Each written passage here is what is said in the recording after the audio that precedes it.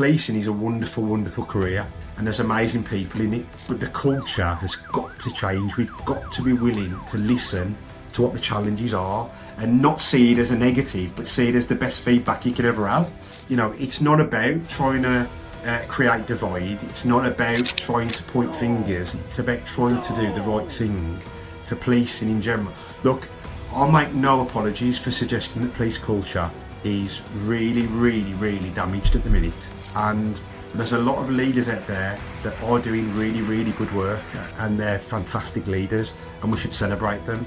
But there's also people out there that shouldn't be in the positions they're in, and that's a fact. They've been promoted way above the station and they're not in it for the right reasons. They're in it because they've got promoted and they're looking for the next rank above. Too many people are forgetting what's beneath them and what really they are leaders for. You're there to support the staff underneath you.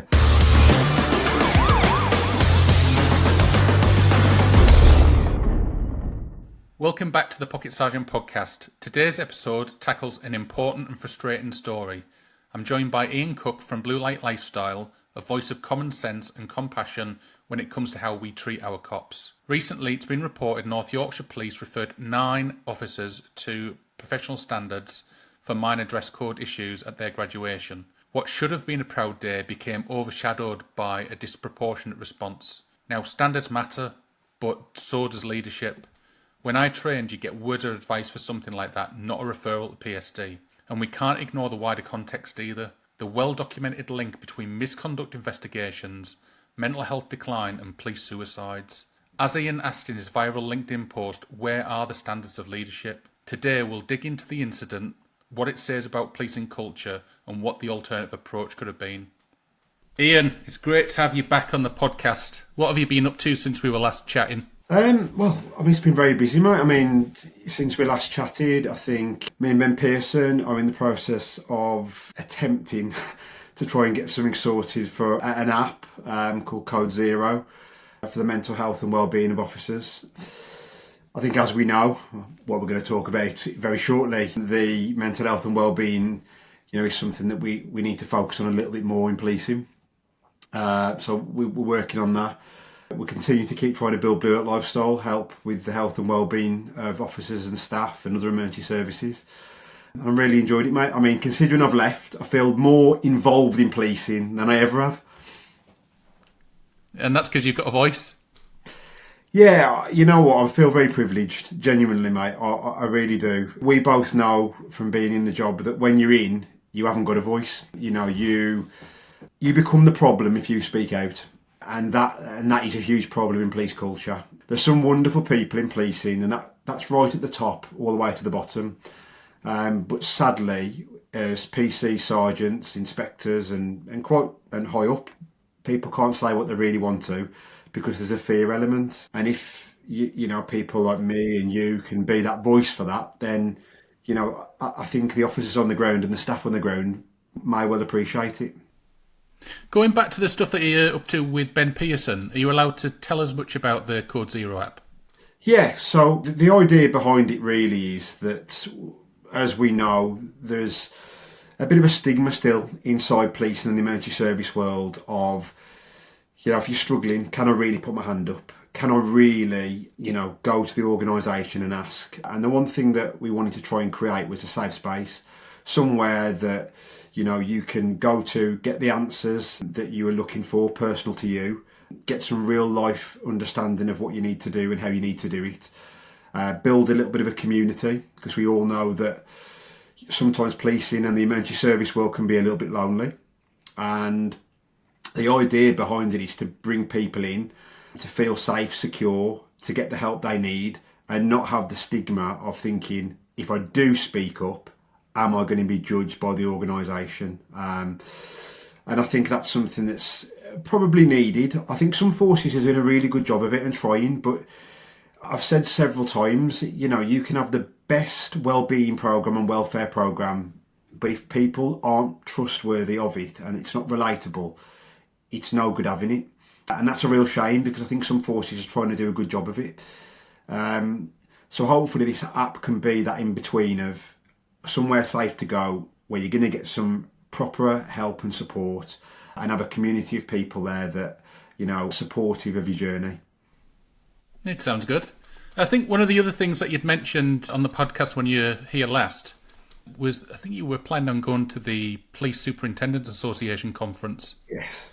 Yeah. Did you go to that in the end? I did, yeah, I did, and it was really good. I was part of a 3-person panel talking about wellbeing and welfare. I'll be honest, I was probably a little nervous, not because of anything other than the fact that probably 4 months prior I was a PC, and now I'm talking to a room full of superintendents and chief superintendents. So I think that's really funny, by the way. Yeah. You were nervous. Somebody who does Instagram reels putting daft hats on and stuff like that. Yeah, I really was. I mean, I don't know what it was really. I think it was because ultimately these people are people who can maybe influence a little bit of change, or certainly have an influence on police culture. So I wanted to get it right. And the feedback that I got... What points did you make during the panel? Well, a lot of it was around lack of communication. I think one of the big problems is that a lot of officers and staff, I don't feel like they've got a voice. And when you don't see the leaders, that can be a real problem. How can you possibly understand what's going on if you're not visible and you're not present and you're not asking questions? And that was the one thing that I kind of brought up, and I talked about like well-being and making sure that we have well-being programs that are actually delivered by people that people can get behind. Not necessarily me, by the way. That it's never my intention to push my own agenda in this. There's going to be people that are a lot better and a lot more educated than me, but it doesn't really matter who it is, because at the minute it's not hitting. And when we've got superintendents and chief supers in a room that have got influence, I think it's the right thing to say, look, we need to be more relatable. We need to build trust and confidence. We need to have conversations. The one thing the best experience is lived experience. I completely agree with you. And look, I've had conversations with occupational health previously, and I think sometimes they feel that I'm trying to suggest because they haven't been in the job that they don't understand it. That's not the case. What I'm saying to you is that you can build the programs that you've got, and I'm sure you do a wonderful job of it, but you can have the best thing in the world, but if you've got no way of getting it across the way that you want to, it's pointless having it. Absolutely. You were going to touch on feedback that you'd received as a result of that panel. Yeah, so, I mean, the one thing that I think was quite interesting was that I had various superintendents reach out to me and ask if, we could jump on calls. I've had superintendents from Avon and Somerset, Humberside, which I'm going up in November, in force. A great guy called Gary Foster, who is a superintendent in Humberside.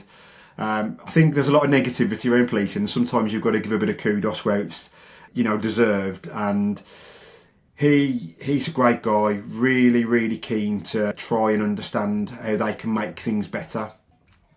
Also in Avon and Somerset, another superintendent who has reached out and again just wanted to talk about, what could be done to make things a little bit better. I'll never profess that I've got all the answers at all, but I think the position that this platform has allowed me is to understand where the challenges are and what people need and want. So I can try and be that voice for people to say, look, this is what people are telling me, and maybe if you implemented this, it might help. Yeah, although it shouldn't take somebody who's now external to kind of push that, though, should it? Well, you're right, mate. No, it shouldn't, and it's really bizarre that since leaving, I've had more contact from forces than ever, and it highlights probably some of the challenges that we've got in policing, whereby people, I think, are probably a little bit unsure or don't want to put their head above the parapet to reach out, and everyone, I think, is scared maybe or unsure if the right thing to do is to speak out because they're worried about the next promotion or they're worried about what someone might think of them. And some of it's a little bit of self-preservation as well, and I totally get it. This isn't me taking a knock at people. If you're in a culture whereby you know that you've got to toe the line to get to the next level, you're going to toe the line. As much as you want to put your head above the parapet, the leaders have got families to feed. So I totally understand it, and I think that's where police culture has to change a little bit, because we should be an organisation that wants to know where the challenges are and where the difficulties are, and not be afraid of having the mirror held up against us, because that's what we should be doing. What were some of the key themes or takeaways from the conference? Well, I think the biggest thing for me is there is a desire to maybe want to put wellbeing at a higher level than maybe what it has been previously. You know, there was talk dedicated to it. There was questions coming in from the superintendents, you know, on the day. There's been a desire after to want to know more. And I think the key takeaway for me was I wasn't there for the whole duration. I was there for a very small part of the day. But the one thing that came across to me was that there was an interest in the room that we know we've got to get this right, because if we don't, you know, policing isn't going to get better. You also went to the emergency services show. Yeah. Tell me about that. I love that. I thought it was absolutely fantastic. I didn't have a stall or anything like that. My idea for the 2 days really was I just wanted to walk around and get a flavour of it. I'd never been as a PC. It was nice to see some ex-West Mids colleagues that I hadn't seen for a while. You bumped into some, did you? Yeah, it was lovely. It was really nice. And it was really lovely to kind of walk around and for people maybe to... I don't want fame. That's not my intention at all. And I certainly don't, you know, crave it, to be honest. But when somebody takes their time out of the day to DM me, message, or even come up to me when I'm walking around and say, you know what, I appreciate what you're doing, or I appreciate what your content's trying to get out, that meant the world to me. So it was lovely to kind of go speak to people, network with various people. So I had a really good time, actually. It was tiring. I was really surprised walking about and talking to people, but it was lovely to meet people from across the country and see maybe where your reach goes that you don't really know. Did any new initiatives or tech at the emergency services show, if I can get my teeth, at the show stand out? Well, not so much tech, to be honest. I mean, I did go around it, but for me, what was really nice is some of the wellbeing stuff that was there. There was, you know, various different organisations that were trying to do really good work around. Some that were doing excursions. I think it was Mind Over Mountains. I think I might have got that horribly wrong, so I apologise if I have. They're a really nice charity, and they basically do walks for emergency service workers. They put it on for the whole weekend, guided walks up Snowdon, up various different things. And they have therapists walking along with you, so you walk and talk at the same time. Well, you went up Snowdon, didn't you? Yeah, it was as a community in Blue Dot Lifestyle, yeah. Which was and to be honest, that's probably why I was interested in seeing it, because I actually saw the value of it from first hand, what it could do. The feedback that we got from Blue Dot Lifestyle was that everyone that came said they really enjoyed it. You know, to kind of walk, talk, just get things off your chest, talk about policing, talk about life, talk about the things that were bothering you in a safe environment that you could be around like-minded people. Oh, that sounds amazing. But now we're going to talk about North Yorkshire Police. Lovely. The graduation incident. Can you just give a bit of an outline as to how all this come about?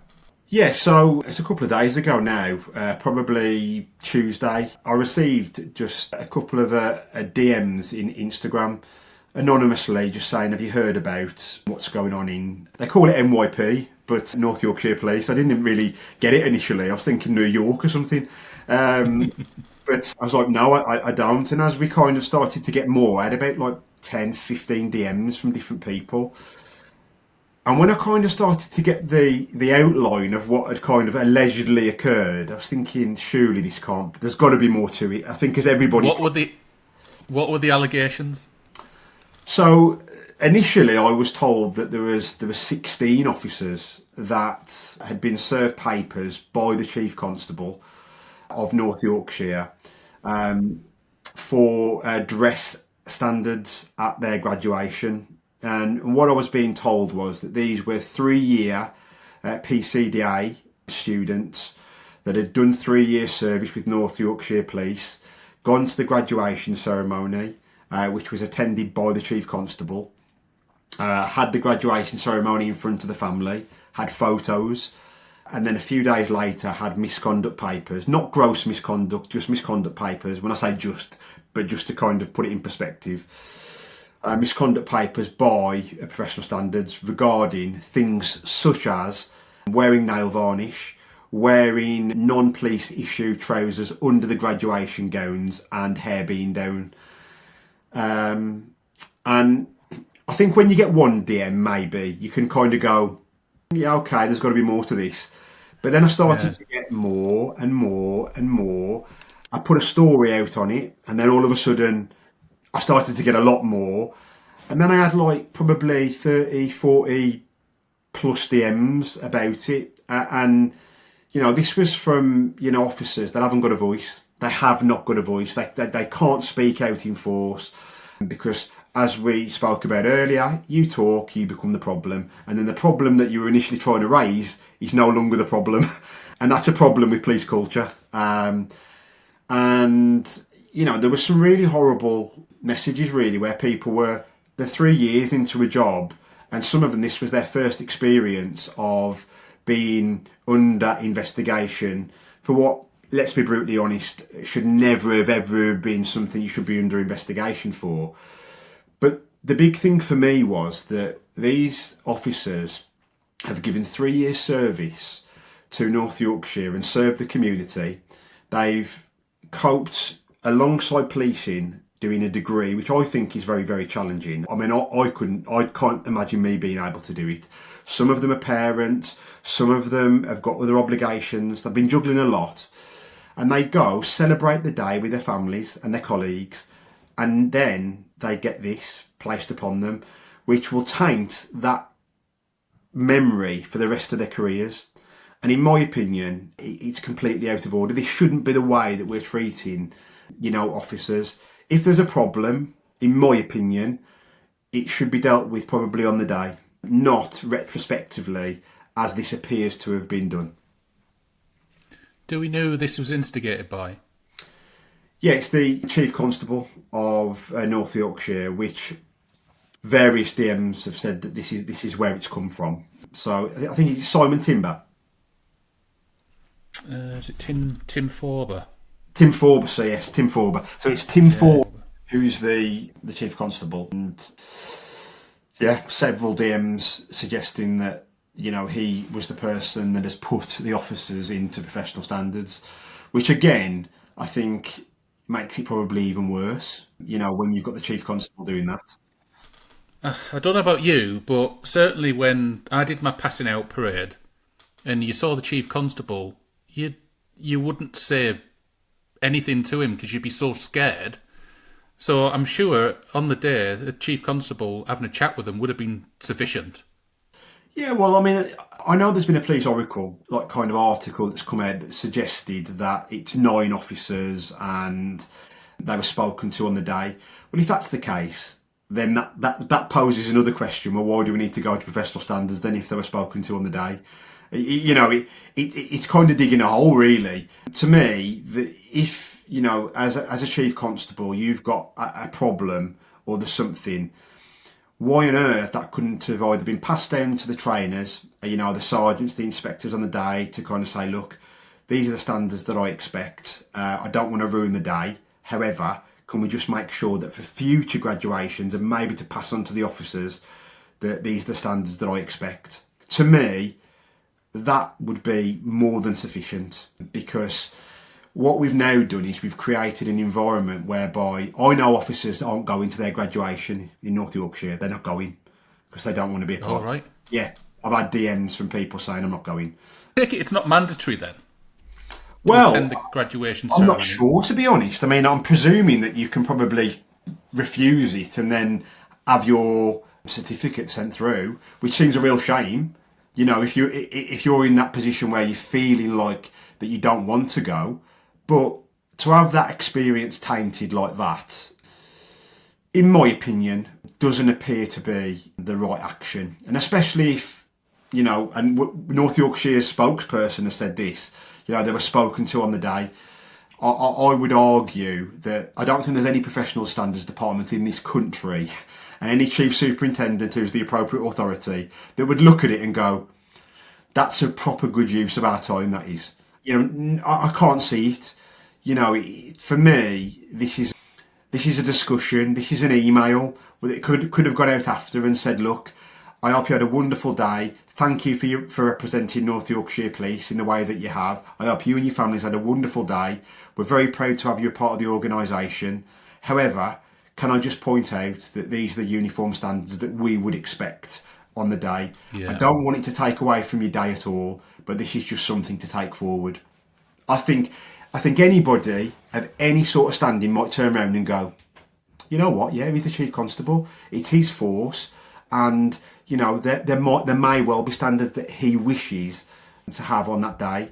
But I'd argue that, you know, that could have been probably implemented on the day by maybe some of the training staff that would have been helping these graduates go and navigate the day.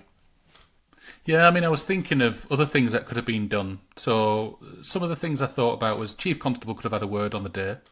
The cops could have been sent home to change if necessary, or change the hair, or remove nail varnish, whatever. And then asking them to attend a different ceremony or day to collect certificates if necessary.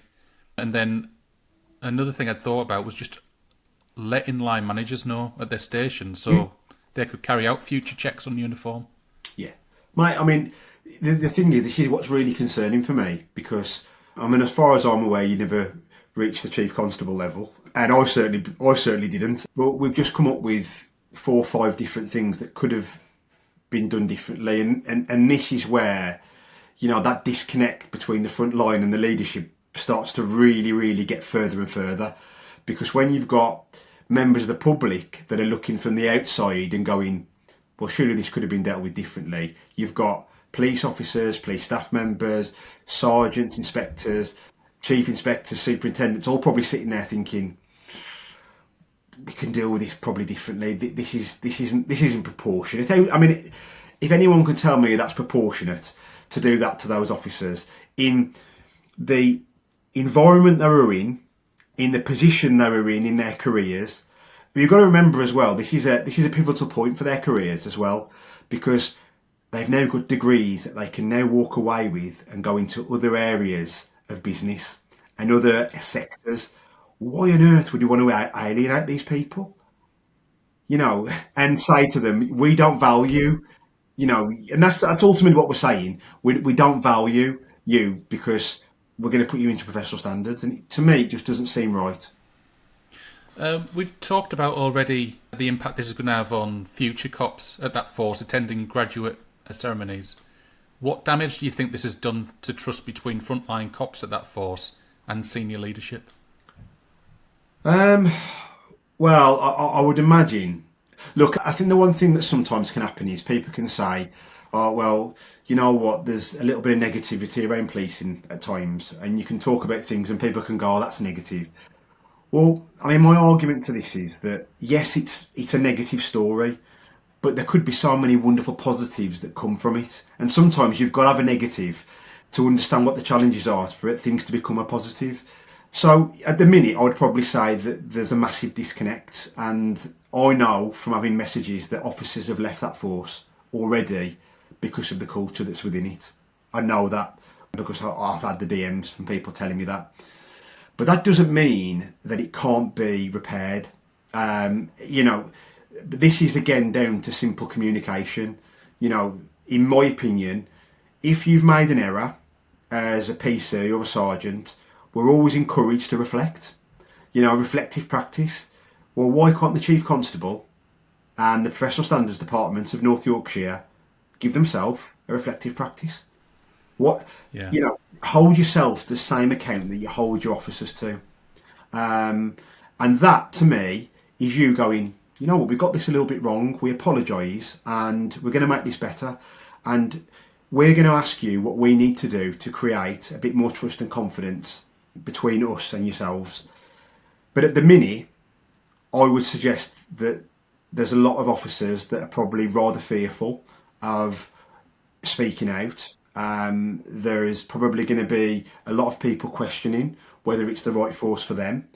Because we both know that policing is, yes, it's a large organisation, but it's actually quite a close community as well. You know, things get about, such as this, and people talk. And I think if people start feeling like that it's not a nice environment to work, one of the beauties of being a police officer is that you can move. You can move, and you can move to different forces. And I think if it's not nipped in the bud quite quickly, and maybe, things start being talked about and people start trying to put the wheel back on and start to build the relationships back up, I don't know where it goes. I don't know if it can be rebuilt. I mean, what got me mainly, as soon as I saw you post about this, is that I'd made contact with the National Police Chief Council a couple of times now over the last few months, obtaining data through Freedom of Information and trying to prove a link between misconduct investigations and police suicide and stuff. Yeah. And just the day before, I received some documentation through from the latest Freedom of Information request to pretty much confirm that there is a link between misconduct and suicide and deterioration of mental health. And this same Chief Constable, he's ANPR lead for the National Police Chief Council. Yeah. So I've made contact with them and I've gone to town basically in an email. And I think you've sent off something as well, haven't you? Yeah, we've sent off an email just to the National Police Chiefs Council as well, just to right. To essentially just see whether some intervention can come here, because look, it's not about anything other than doing the right thing, and for me the right thing is that if police officers make an error, they're held accountable to it. And the same has got to be for every rank. And the only people that can hold this Chief Constable to account is the NPCC. So it seems only right and proper to be able to do that. And, it's not about trying to create divide. It's not about trying to point fingers. It's about trying to do the right thing for policing in general. Look, I'll make no apologies for suggesting that police culture is really, really, really damaged at the minute. There is a lot of people that don't feel like they've got a voice, and there's a lot of people that, putting their hand up for help and support, and there's a lot of leaders out there that are doing really, really good work, and they're fantastic leaders, and we should celebrate them. But there's also people out there that shouldn't be in the positions they're in, and that's a fact. They've been promoted way above the station, and they're not in it for the right reasons. They're in it because they've got promoted and they're looking for the next rank above. And too many people are forgetting what's beneath them and what really they are leaders for. You're there to support the staff underneath you. And some leaders are forgetting that. And that's a real shame, because policing is a wonderful, wonderful career. And there's amazing people in it. And I know there's a lot of negativity around at the minute, but it's a brilliant career, and there's amazing people that do brilliant work every single day.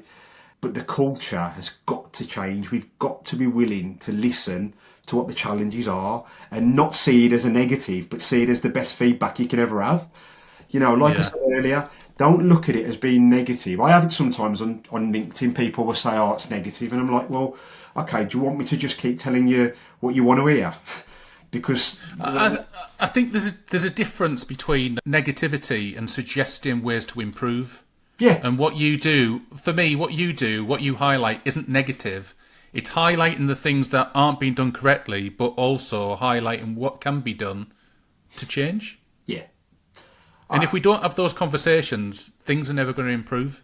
Well, I completely agree with you. And look, I want to try and highlight there's many positives. Like I say, I can only... Look, you can only go on what your personal experience has been, but Humberside, Avon and Somerset, have been absolutely fantastic in terms of wanting to kind of, not just because it's me, I can only speak on my experience. There's probably other forces that are amazing work with other people, but, you've got to try and highlight the positives along with the challenges that you're facing. But sometimes I don't think policing likes to hear what the challenges are. And that's a massive problem when you've got an organisation that wants to portray that everything's rosy, and it's not. 100 officers and staff killed themselves and committed suicide in a 3-year period. If that was in any other organisation, if that happened in Apple, I can promise you there'll be a massive internal investigation because they'll be thinking to themselves, well, hang on a second, what's going on here? But in policing, it's as if like, well, yeah, they're going to deal with a bit of trauma. So, and I don't think that is the attitude of the people. I genuinely don't. But sadly, when you've got figures like that and nothing appears to kind of, when you ask so many forces what the data is and they haven't got it, well, that sends a really poor message out to the staff. Yeah. You know, it does. Yeah. You know, we don't value that data. But I can promise you, if you don't put an intelligence log in or you don't make a certain number of arrests every month, they'll know that data, definitely.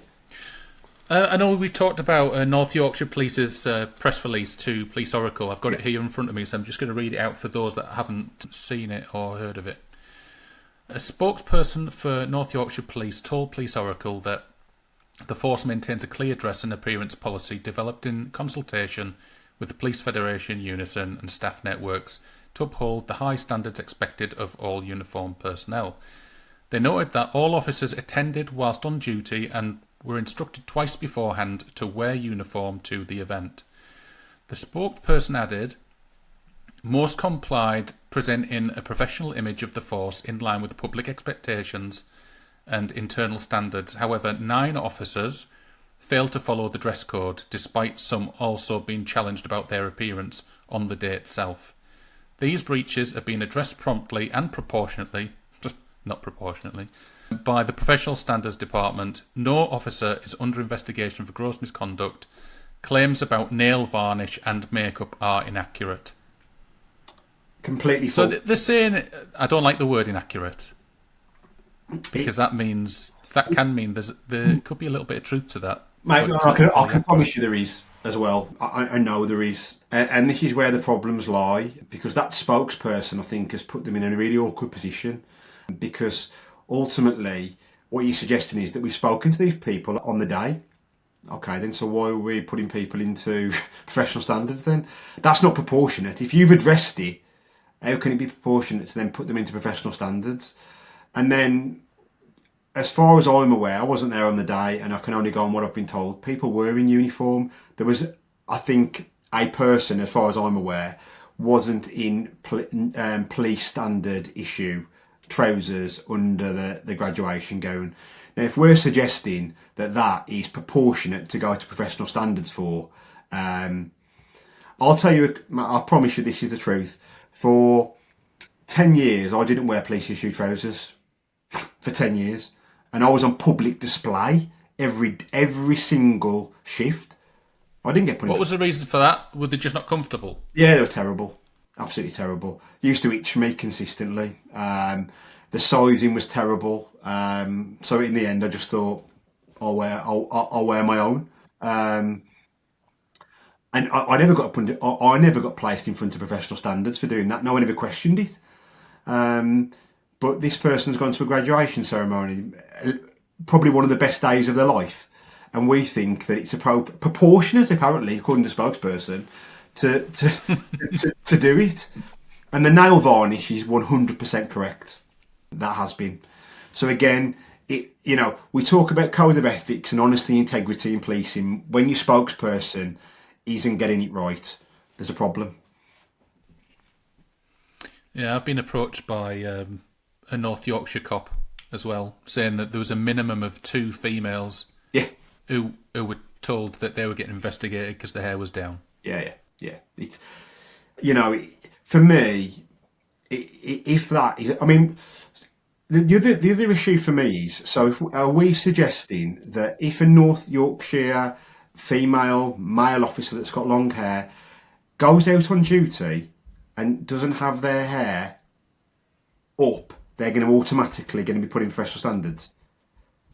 Because if they're not, why are we treating these officers at the graduation ceremony any different to them? You can't pick and choose. No, it's ridiculous. If you were brought in to advise North Yorkshire Police after this incident, what changes would you recommend immediately? I would recommend that the exec team make a conservative effort to go to every department and sit down and listen to the concerns of the staff. Every single one. Now, I know that might be a little bit of a challenge, but you've created the challenge. So if you've put yourself in a position, sometimes you've got to be willing to bring yourself out of it. And the only way that you're going to know how to do it is to listen. And when I mean go, I mean sit there and actually say to the officers and staff, I want to know what I can do to make this better. How can I improve this force? But sadly, I don't know whether there's a desire with some chief constables to do this. And it should be, because to me, the officers and staff that are working are the blood of that force.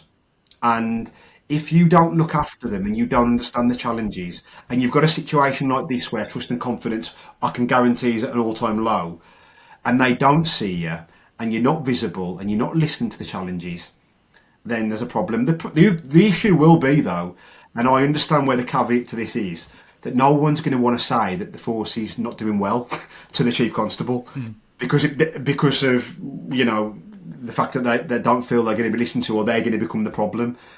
So it is a big issue, but I think if you don't try and do it, and the way to get around this is for you to kind of turn around to people and say, I am going to listen. I'm not going to take anything personally.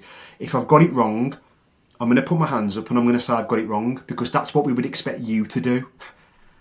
And I'm going to follow the same code of ethics and conduct myself and come and listen to your problems. Is that what you'd like the chief to do next week? I think so. I don't think it's unreasonable to do that. And what I mean is, you go into your response teams, you go into your neighbourhood teams, you go into your leadership teams, and you have honest and frank conversations with them. I know some forces do, like, ask the boss things. Pointless. It's faceless. It doesn't have the same impact. Create PC and sergeant forums whereby each department has representatives from your sergeants and your PCs, and a member of their exec team sits with them and goes, tell us what we're getting wrong, tell us what we're doing well. And when you hear what the PCs and sergeants maybe think you're doing wrong, that's your opportunity to go, look, we understand, but these are the reasons why we're having to do what we're doing. And then you stop the disconnect, because the PCs and sergeants go, well, we actually understand that, actually. That makes a little bit of sense. But when you hear, no, we're not doing that, that becomes a problem then, because they don't feel like they've got a voice. And that's the first thing I'd be doing. I'd be making myself as visible as I possibly can, as approachable as I possibly can, and trying to remove this stigma that will be in the force that, you know what, we can't talk, we can't speak up. It's a really simple solution to a big problem. And I said this in the Superintendents Association, wellbeing and welfare isn't complicated. It's communication between individuals and making yourself relatable and trustworthy. You get that right, wellbeing is a really, really simple thing, and welfare is. But because we don't communicate well enough, we have massive problems. And I would argue that the lack of communication in North Yorkshire, from this incident in relation to how the whole incident's been dealt with, communication, and the culture that is within that force anyway, is down to a lack of communication and poor communication. Do you reckon the chief's likely to come out and say anything in regards to it, or do you think it'll just be ignored and move on? I hope he does. Not because I think that, we want to lambast him, or we want to, say anything other than, you know what, if you are a chief constable, I think you've got to take the rough with the smooth, and you've got to be willing to put your hands up when you've got something wrong. And if I'm going to be honest with you, I think that a lot of North Yorkshire police officers and staff, if he came out and said, you know what, I may well have got that wrong, and maybe I could have dealt with it a little bit better, he will have so much respect from those officers immediately. But if you say nothing, what you're suggesting is that we've got it right. We've got it right, and we're trying to do our best to put a plaster on it. And it doesn't need a plaster, it needs a deep dive, that does. I sent an email off to the media team at North Yorkshire Police earlier, seeing if he'll come on the podcast. Would you be up for coming on if he agrees? Yeah, I would. And it genuinely... I can't see it. I can't see it happening, but you never know. No, well, neither can I, to be honest. But The one thing about it, if that were to happen, it wouldn't be to start trying to discredit him in any way.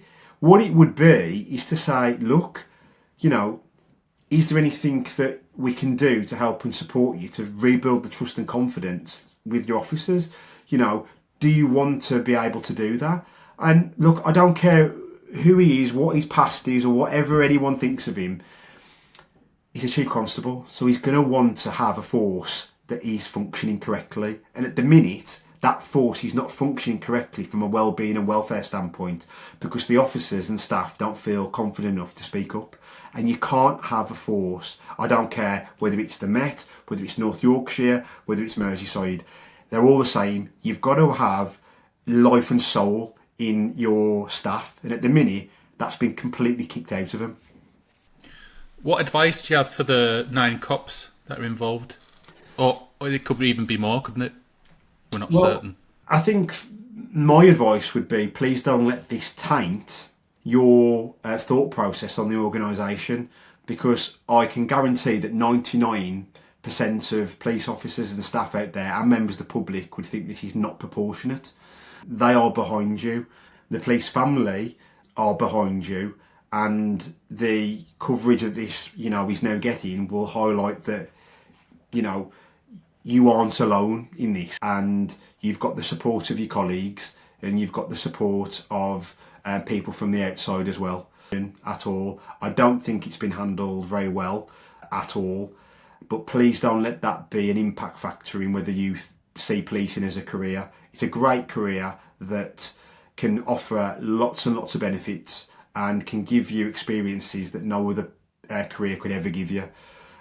Yes, it's got its challenges, and this is a pretty big one at the minute that you've been kind of thrust into, but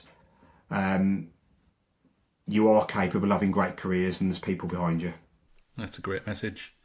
I guess we're going to have to watch this space, aren't we, in terms of correspondence that we might get back or might not get back, and any sort of response that we get from North Yorkshire Police. Yeah, you know what? I mean, I'll look, if they don't choose to respond to me, they don't choose to respond to you, then so be it. You know, for me, and I'm sure this was the same for you, and you know, Andrea Quinton, who you know has been very, very supportive of me. I think the idea behind what we're doing is trying to highlight it. It's not for praise, and it's not for, you know, anything other than it feels like a little bit of an injustice. And if in some way we can help change that culture and help those officers in a small way and give the officers and staff a little bit of a voice that might not have had it before, I would argue that we've probably done the right thing and we've done our job. What's next for you, Ian? We've talked about the app, we've talked about the communication that you've had with various superintendents, but what else is next? Well, I mean, the one thing that is starting to come up, which is really nice, is being able to have the opportunity to go in person in forces. So Humberside, I won. West Mids, bizarrely, my old force. I'm going to be going back. I'm really passionate about that as well because, look, wherever you serve, you've got an affiliation to it. And I've got a lot of really good friends in West Mids. And if I can help and support in any way to help the health and well-being within that force, then I'm more than happy to do it. So that's something that I would like to do. I really would. I don't think that I've got a magic pill. I don't think I've got, you know, some sort of magic wands to go in a force and make ridiculous changes.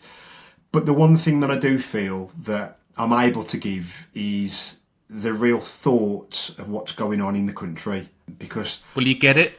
You understand it. You get it, and I think that's all it takes sometimes. I think, yeah. Look, I'm not going to get it right every time, and I say this on LinkedIn really, and I say it on Instagram. You know, I get it wrong sometimes, and maybe a way that I put the message across, I'm passionate, and sometimes I get it wrong, and I'm a human being. But the one thing that I'll never ever, in my opinion, be criticised for is caring. I genuinely care about the health and well-being of police officers and staff and the emergency service world in general.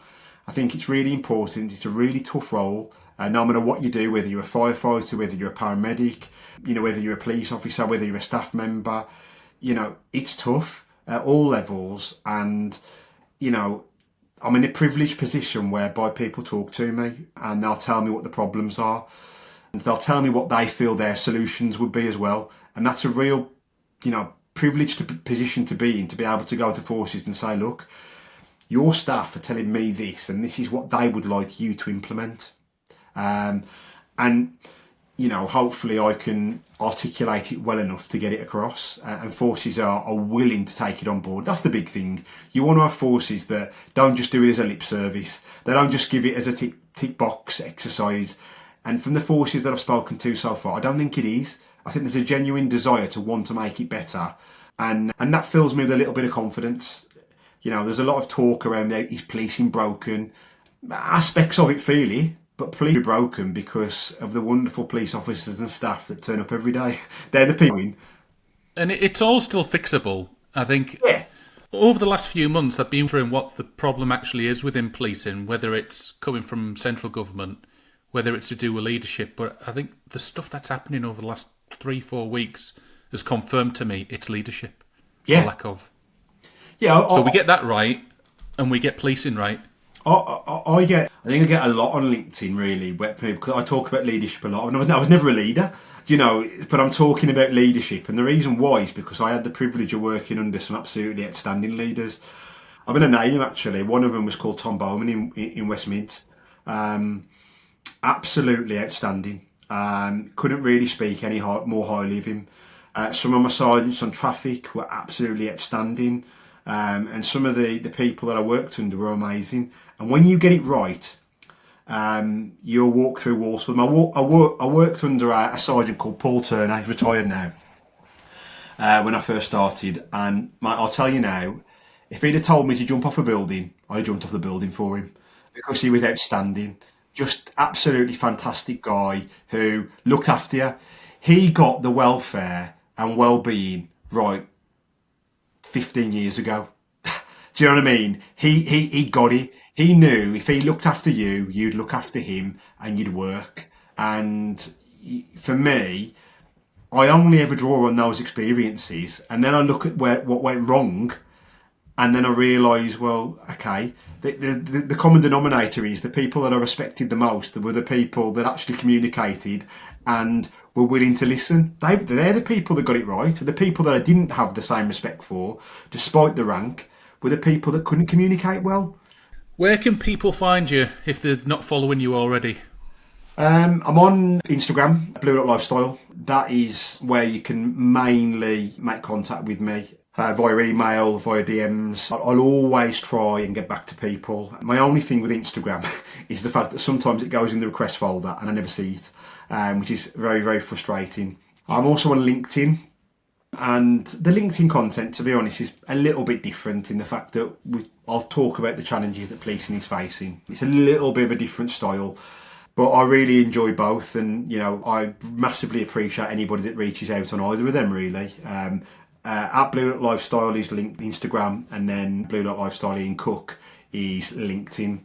I've also got the Blue Briefing that comes out every Sunday at 4 p.m. It's a weekly newsletter that's growing, at a really nice pace. We've got 5,000 subscribers to it now, which is great.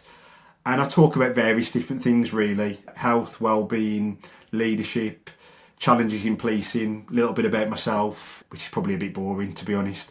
Don't put yourself down too much. Yeah. But so and we're trying to, keep that consistent, really, because it's something I really enjoy doing. So those are the main areas that you can find me. Good stuff. Well, I'll make sure that the links to your platforms are on the podcast listings as well. Mate, thank you very much. Massively appreciate it. Well, it's been great again to catch up. Hopefully next time we catch up, we might have a bit more news, and we might be chatting about something a little bit more positive. Well, you know what, mate? It would be nice to, but like I say, the negativity or the negative aspect, I think, can be turned into a positive. Absolutely. Right, we'll catch up soon. Thanks, mate. See you soon. All right, cheers, Ian.